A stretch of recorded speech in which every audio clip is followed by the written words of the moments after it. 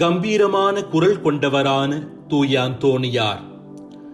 இறையியல் கருத்துக்கள் மட்டுமன்றி இனிமையான மற்றும் தெளிவான குரல் வளத்தையும் கொண்டவர் தூய அந்தோணியார். நாவன்மையும் இறையருளும் கொண்டு தன் காந்த குரலால் பல உள்ளங்களை மனம் திருப்பினார்.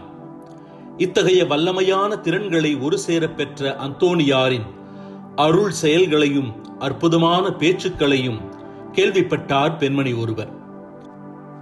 தனது வாழ்நாளில் ஒருமுறையாவது அவரது பேச்சை கேட்க வேண்டும் என்று ஆசைப்பட்டார்.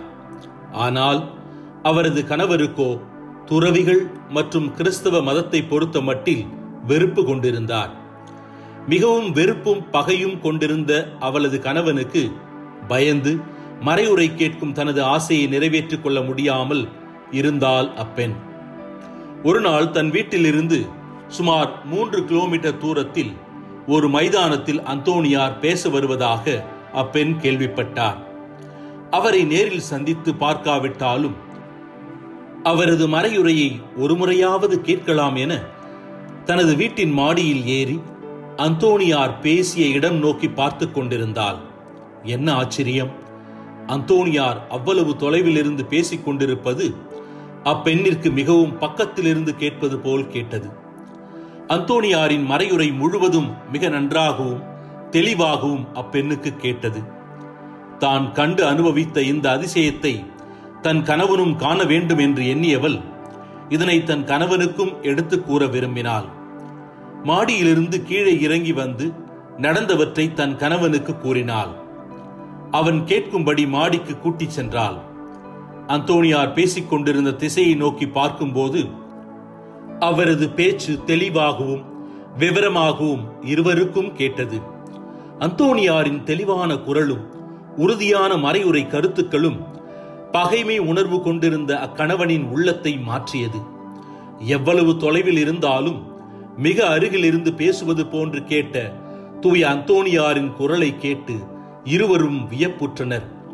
இது அந்தோணியாரின் அருஞ்செயலென உணர்ந்து அன்று முதல் இருவரும் அந்தோணியாரின் மீது விசுவாசமும் நம்பிக்கையும் கொண்டு தங்களிடம் அன்பும் பற்றுதலும் செம்மையாக கொண்டு வாழ்ந்து வந்தனர்.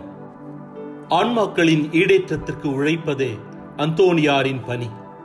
கடவுளின் கருணை இரக்கம் அவரோடு இருந்ததால் அவரால் ஏராளமான செயல்களை செய்ய முடிந்தது. தனது இருப்பால் மட்டுமன்றி கம்பீரமான தனது குரலாலும் இறைவனுக்கு நற்செய்தி பணியாற்றினார்.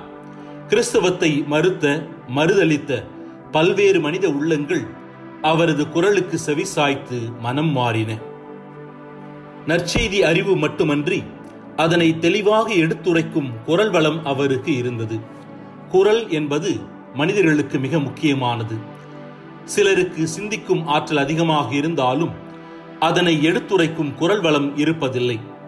சிலருக்கு குரல் வளம் இருந்தாலும் தெளிவான கருத்துக்களை சிந்திக்கும் ஆற்றல் இருப்பதில்லை. தூய அந்தோணியாருக்கோ இவை இரண்டும் இருந்தன. கிறிஸ்துவின் நற்செய்தியை தெளிவாக பிறருக்கு எடுத்துரைக்கும் வல்லமையோடு அதனை பிறர் மனதில் பதிய வைக்கும்படி பேசும் குரல் பலமும் கொண்டிருந்தார். இறைவன் நம் எல்லோருக்கும் பேசும் திறனை வழங்கியுள்ளார். இதனை நாம் நல்ல முறையில் பயன்படுத்துகின்றோமா என்று சிந்திப்போம். நமது குரலும் வார்த்தைகளும் எப்போதும் பிறருக்கு நன்மையை மட்டும் எடுத்துரைக்கும் விதத்தில் இருக்க ஜெபிப்போம். தூய அந்தோணியாரை போல நமது குரலும் வார்த்தையும் பிறரது வாழ்வில் மனமாற்றத்தை ஏற்படுத்தவும் வளங்களை வழங்கவும் அருள் வேண்டுவோம். இறைவனின் ஆற்றல் என்றும் நம்மோடு இருப்பதாக. ஆமென். கோடியற்புதர் தூய அந்தோணியார். 8ஆம் நவநாள் மன்றாட்டு. பதுவை பதியரான தூய அந்தோணியாரே, அவிவிசுவாசிகளும் பாவிகளும் உமது மறையுரையை கேட்காததால் ஆழ்கடலில் உள்ள மீன்கள் உம் அழைப்பிற்கு பணிந்து உம் மறையுரையை விருப்பத்துடன் கேட்கும்படி செய்தீரே. நாங்கள் இறை வார்த்தைக்கு முழு மனதுடன் கீழ்ப்படிதல் உள்ளவர்களாக இருக்கும்படி எங்களுக்காக வேண்டிக் கொள்ளும். ஆமென். விண்ணகத்தில் இருக்கிற எங்கள் தந்தையே, உமது பெயர் தூயதென போற்ற பெறுக. உமது ஆட்சி வருக. உமது திருவுளம் விண்ணுலகில் நிறைவேறுவது போல மண்ணுலகிலும் நிறைவேறுக. எங்கள் அன்றாட உணவை இன்று எங்களுக்கு தாரும். எங்களுக்கு எதிராக குற்றம் செய்வோரை நாங்கள் மன்னிப்பது போல எங்கள் குற்றங்களை மன்னித்தருளும். எங்களை சோதனைக்குட்படுத்தாதேயும், தீயோனிடமிருந்து எங்களை விடுவித்தருளும். ஆமென். அருள்மிக பெற்ற மரியே வாழ்க. ஆண்டவர் உம்முடனே, பெண்களுள் பேறு பெற்றவர் நீரே. உம்முடைய திருவயிற்றின் கனியான இயேசுவும் ஆசீர்வதிக்கப்பட்டவரே.